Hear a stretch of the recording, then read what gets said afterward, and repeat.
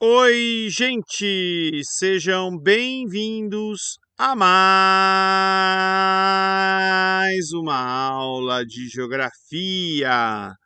E dando continuidade aí à urbanização, agora a gente vai falar um pouquinho sobre crescimento urbano e outros fenômenos aí decorrentes do crescimento urbano, como conurbação, megalopolização, megalópole, megacidades, né? Então vamos lá. A gente já viu, né, que aumentou a urbanização aqui no nosso país ao longo, né, dos últimos 50 anos, né? No início da década de 60 ainda haviam, né, mais brasileiros no campo do que na cidade. No meio da década de 60 isso se inverteu, né? E hoje o Brasil é um país bem urbanizado, né, com quase que 85% em 2010, só que hoje provavelmente já passou de 85% da população em área urbana. Eu também mostrei para vocês no vídeo anterior esse mapinha, né, do crescimento populacional dos diferentes municípios, né? Então dá para ver um pouquinho da questão da expansão, né, das fronteiras agrícolas, numa ocupação um pouquinho maior, né? E a gente já viu também esse mapa, né, esses dois mapas que mostram, né, o aumento aqui, ó, de pontinhos, né? Então aumentou aí a quantidade e o tamanho, né, das cidades brasileiras nesse intervalo aí de 50 anos. Então, quando a cidade passa por um processo de crescimento urbano, às vezes, né, pode ser que a área urbana vai crescendo, crescendo, crescendo, até que ela tome toda a área do município. Lembrem-se do seguinte, aqui, ó, por exemplo, o município de Sorocaba, onde eu trabalho. Esse cinza aqui é a área urbana de Sorocaba, esse verdinho aqui é a área rural, e a linha vermelha, né, ela mostra um pouquinho do limite do município de Sorocaba. Aqui embaixo, né, está a área urbana de um outro município que é Votorantim. A cidade de Sorocaba e a cidade de Votorantim passaram por um crescimento urbano, onde as suas áreas urbanas foram aumentando até que elas se encontraram. E quando isso aconteceu, a gente diz, né, que houve um processo de conurbação. Conurbação é o encontro da área urbana de diferentes cidades. Isso gera um monte de problema, né? Porque às vezes uma cidade sem saber usa a rede de água da outra, é, cobrança de imposto, que se alguém monta um negócio aqui na fronteira. Sorocaba tinha um caso de um shopping, né, localizado bem na linha aí de limite das cidades.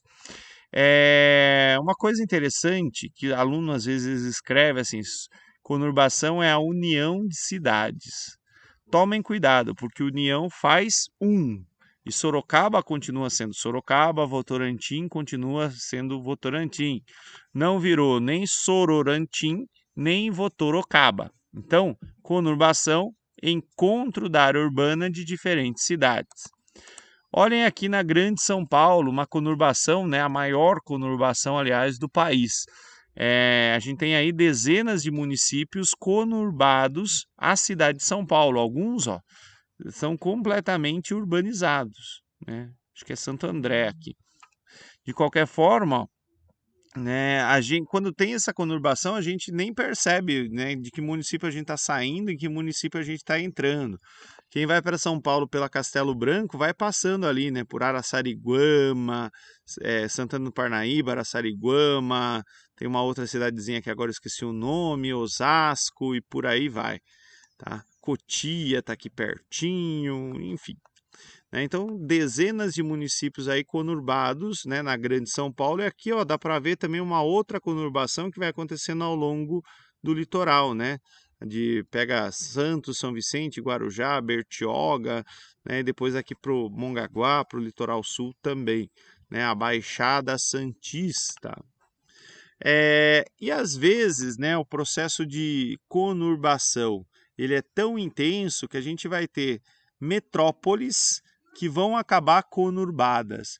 Quando isso acontece, né, a gente fala que está tendo um processo de megalopolização, né?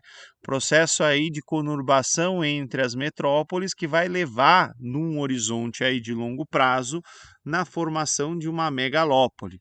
E aqui vocês estão vendo, né, a megalopolização brasileira. Ao longo aqui da rodovia Castelo Branco e Raposo Tavares, né, ao longo entre São Paulo e Sorocaba, está tendo aqui, ó, desenvolvimento de áreas urbanas e daqui a algumas décadas, né, vai formar aí uma mancha urbana única ligando as cidades. O mesmo acontece entre Sorocaba e Campinas, né? Aqui eu conheço porque é a minha área, então é Sorocaba, depois vem Itu, depois vem Salto, depois vem Indaiatuba e por fim Campinas, né? E ao longo aqui, ó, da rodovia Bandeirantes a Anhanguera também, ó, Campinas, várias outras cidades, Jundiaí e São Paulo. Então tem um triângulo aqui de urbanização acontecendo, né? E essa conurbação vai chegar ao ponto, né, de formar o que a gente chama de megalópole.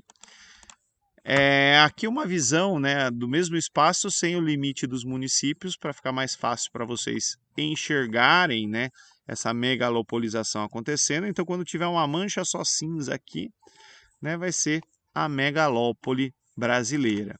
E essa megalópole pode ficar ainda maior, né? O triângulo aqui, ó, São Paulo, Sorocaba, Campinas, pode se ligar até a Baixada Fluminense aqui, né? A Baía de Guanabara, que está o Rio de Janeiro, ao longo da rodovia Dutra, ó, do Vale do Paraíba. Né? A gente já vê aqui vários pontinhos, né? Várias cidadezinhas aparecendo nesse eixo. Aqui é uma outra imagem, né, para a gente poder ver esse futuro da megalópole brasileira. Tá? Lembrando que ela não está formada, ela ainda está em formação, portanto, é uma megalopolização. Notem, né, aqui, imagem noturna das luzes, né, ao longo desse caminho. Tá? E aqui é uma outra visão da mesma coisa. Aqui uma grande megalópole, talvez hoje a maior megalópole do planeta, que é Xangai. Né? Nesse espacinho aqui deve ter pelo menos 80 milhões de pessoas vivendo, né, ao longo do rio Yangtze. Né? A gente está vendo aqui uma intensa área urbanizada. Né? Toda ela ligada com trens de alta velocidade, é um negócio do nosso mundo, né? Mas bem diferente, talvez, da realidade que a gente está acostumado aqui no Brasil.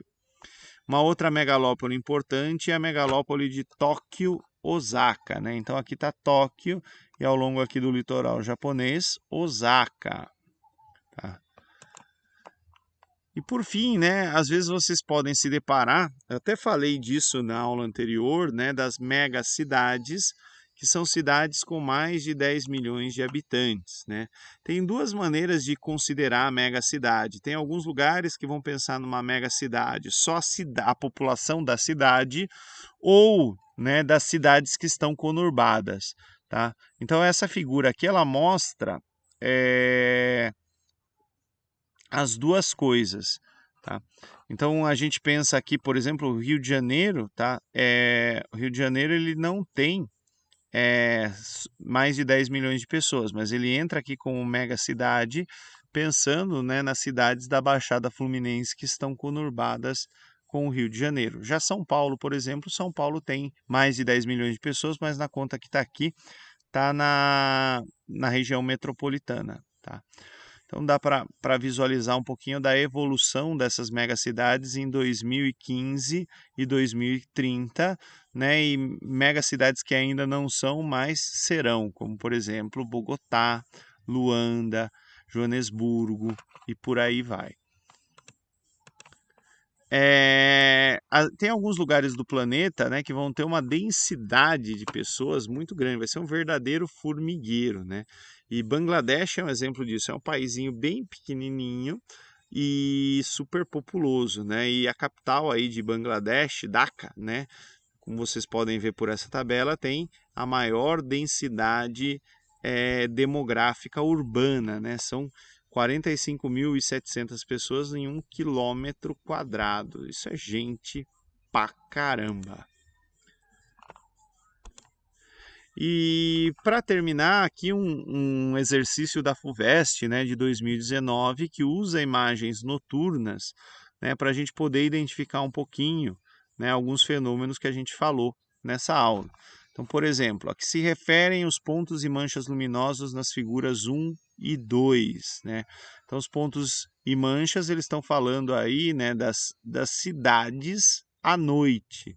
Mais precisamente, o que ele está destacando aqui, ó, que aparece tanto na figura 1 quanto na figura 2, é a mancha urbana da futura megalópole brasileira, né, desse eixo aí São Paulo, Rio de Janeiro.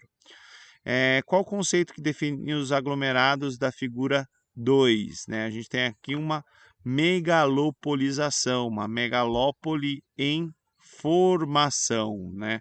Megalópole, que é uma conurbação entre áreas urbanas de diferentes metrópoles. E por fim, letra C, o mapa da figura 1 revela a desigualdade da rede representada. Explique um processo que tenha induzido essa desigualdade. Ora, se a gente tem boa, tipo, né, boa parte da população brasileira aqui nesse pedacinho, isso se deve à própria desigualdade econômica que atraiu, né, muita gente para cá e deixou outras áreas do país mais despovoadas, né? Então, o processo de industrialização, de acúmulo de capitais, né, que acontece em São Paulo e no Rio de Janeiro ao longo da história, principalmente no final do século XIX, início do século XX, ajudam a entender um pouquinho disso, né? E mesmo depois, quando começam a vir multinacionais para o país, essas multinacionais vão preferir a região metropolitana de São Paulo, que vai aumentar essa desigualdade socioespacial. É isso, gente. Muito obrigado pela atenção de todos. Tchau, tchau!